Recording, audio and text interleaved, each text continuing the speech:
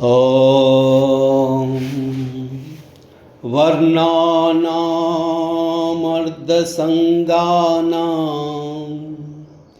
रसानां छन्दसामसे मङ्गलानां च कर्तारौ वन्दे वाणी विनायकौ भवानी शङ्करौ वन्दे श्रद्धा विश्वासरूपिणौ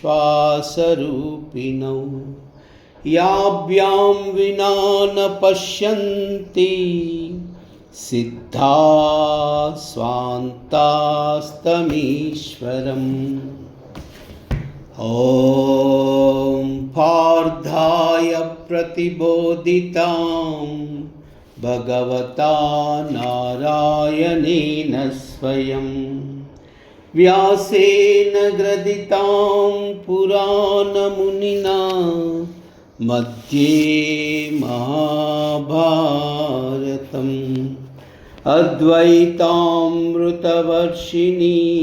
भगवतीम्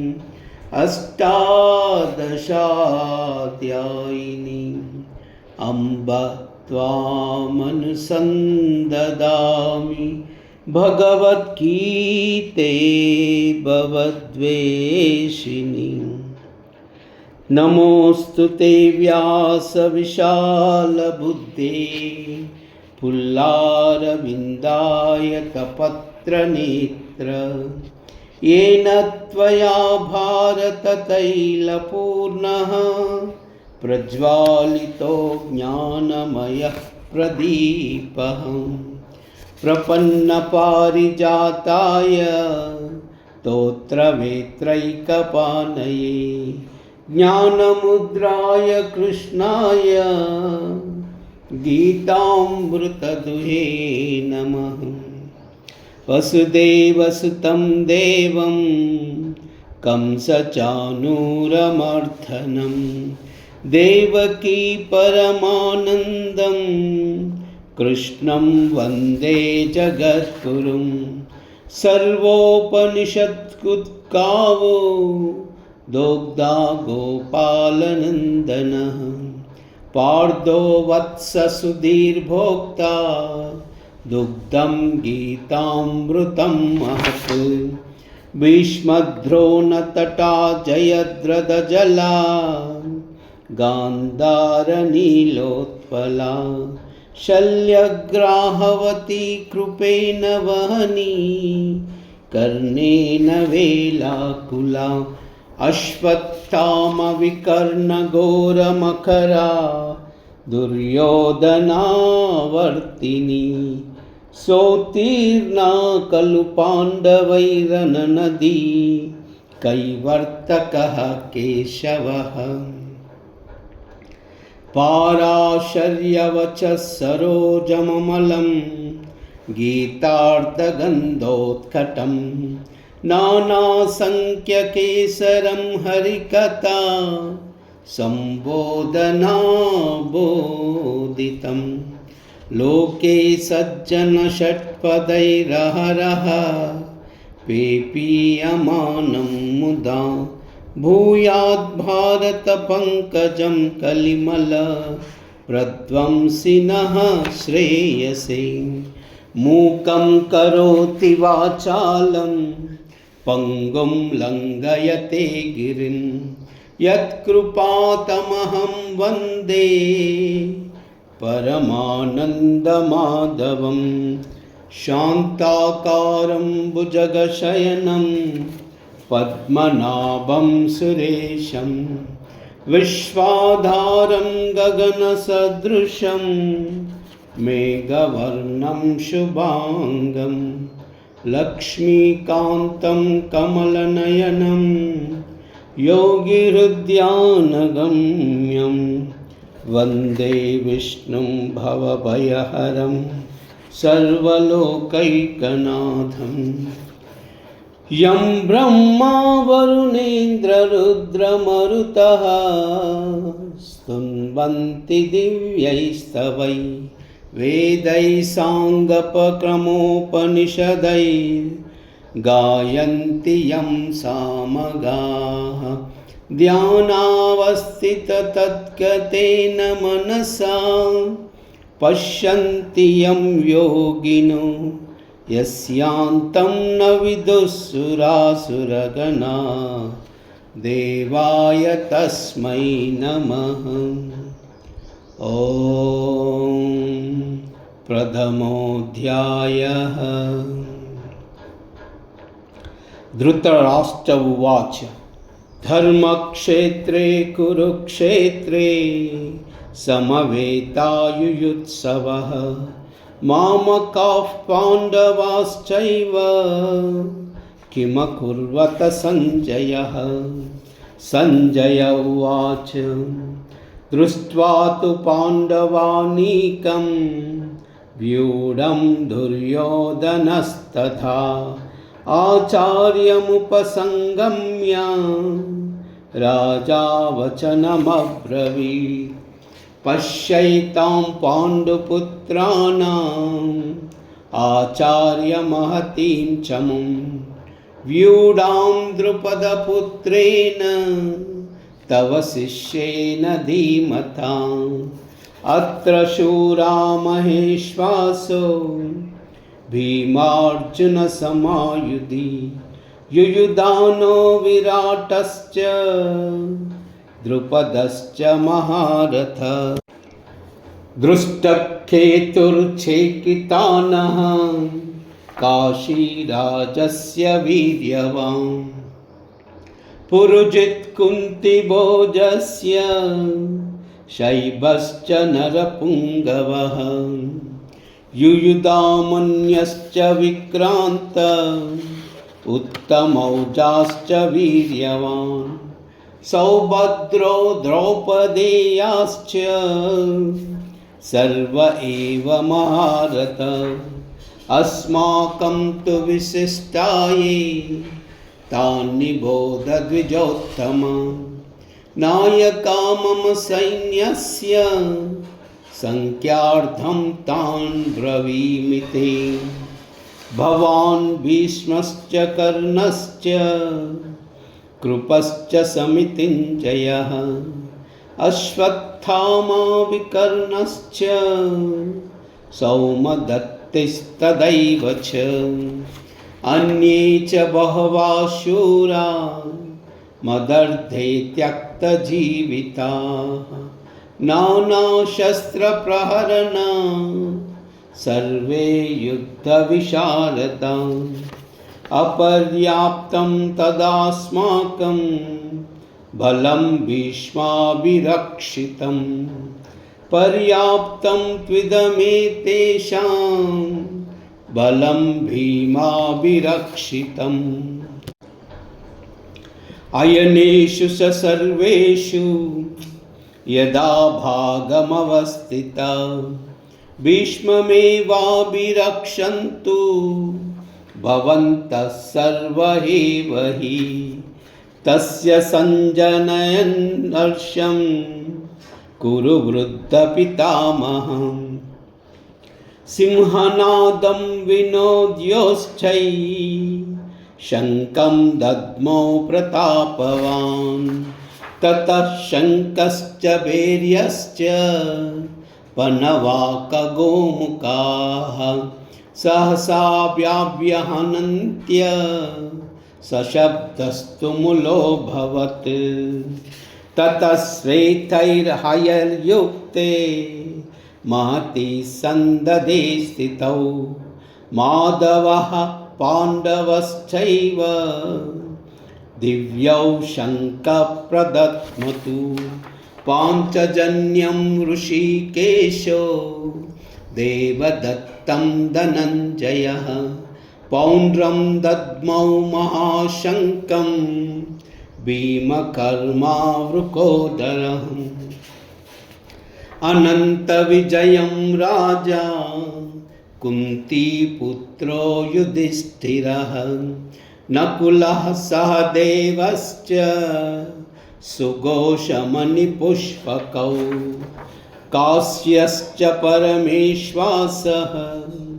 शिखण्डी च महारथ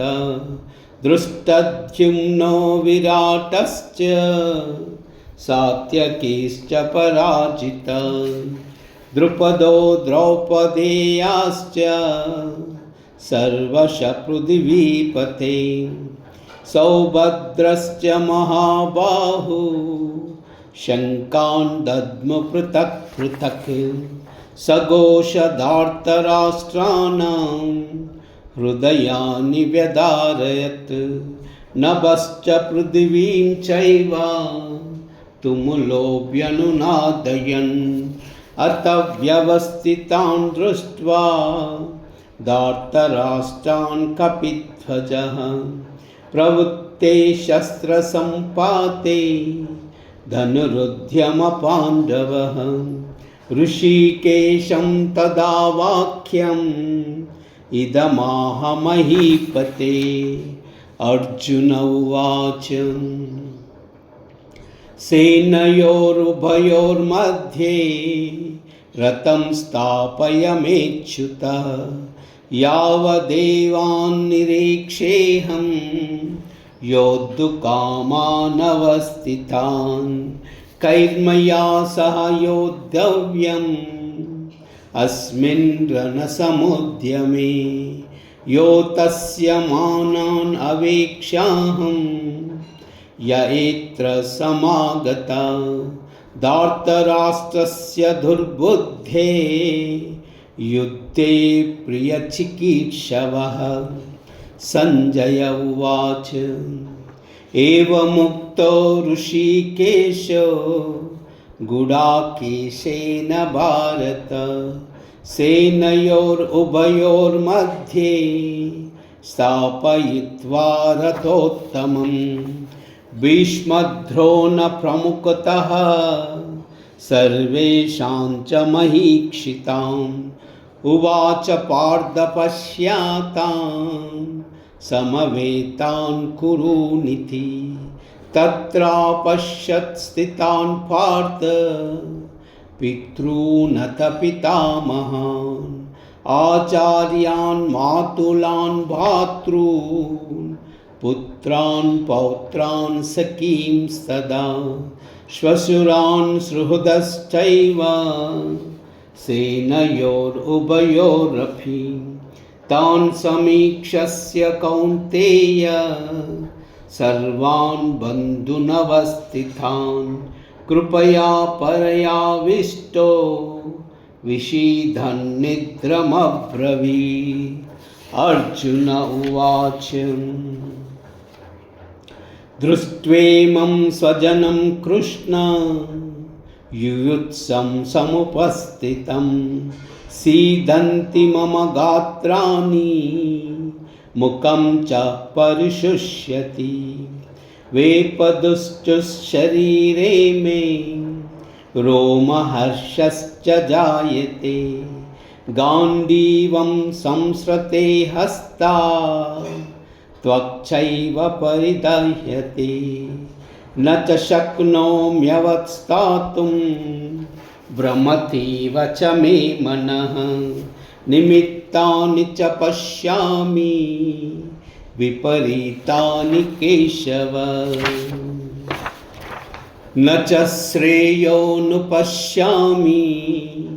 हत्वा स्वजनमावहै न काङ्क्षो विजयं कृष्ण न च राज्यं सुखानि च किन्नो राजेन्य गोविन्द किं भोगैर्जीवितेन वा येषामर्थे काङ्क्षितं नो राज्यं भोगसुखानि च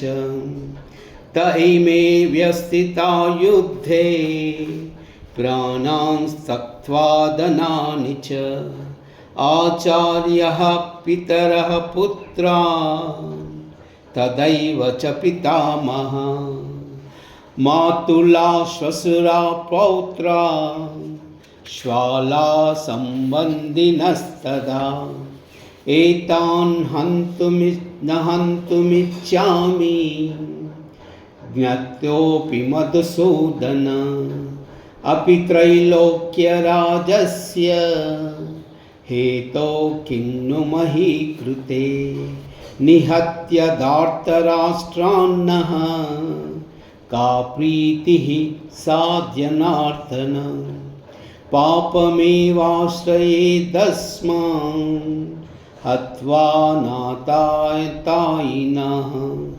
तस्मान्नारवहं हन्तुं धार्तराष्ट्रान् सम्बन्धवान् स्वजनं हि कथं हत्वा सुखिनः श्याममाधव यद्यपेयेते न पश्यन्ति लोभोपहतचेतसः कुलक्षयकृतं दोषं मित्रद्रोहे च पातकं कथं न ज्ञेयमस्माभिः पापादस्मान्निवर्तितुं कुलक्षयकृतं दोषं प्रपश्यद्भिर्जनार्दन कुलक्षये प्रणश्यन्ति कुलधर्मा सनातनः धर्मे नष्टे कुलं कृत्स्नम् अधर्मो विभवत्सुता अधर्मा विभवात् कृष्ण प्रद्युम्ते कुलश्रियः श्रीषु दुष्टाशु वार्ष्णेय जायते वर्णसङ्करः संकरो नरका एव कुलज्ञानां कुलस्य च पतन्ति पितरो एष्यां लुप्तपिण्डोदकक्रिया दोषैरेतैः कुलज्ञानं वर्णसङ्करकारकैः उत्स्यान्ते जातिधर्मा कुलधर्माश्च शाश्वत उत्सन्नकुलधर्माणां मनुष्याणां जनार्दन नरके नियतं वासो भवतीत्यनुशुश्रुमा अहो भूतमहत्पापं कर्तुं व्यवस्थिता वयं यद्राज्यसुखलोभेन हन्तुं स्वजनमुद्यता यदि माम प्रतीकारम् असस्रं शस्त्रपाणयः धार्तराष्ट्ररणे हन्यु तन्मे क्षेमतरं भवेत् सञ्जय उवाच एवमुक्तार्जुनः शङ्के रतोपस्थमुपाविशत् सृजस्य शशरं चापं शोकसंविघ्नमानस ॐ तत्सत् इति श्रीमद्भगवद्गीतासु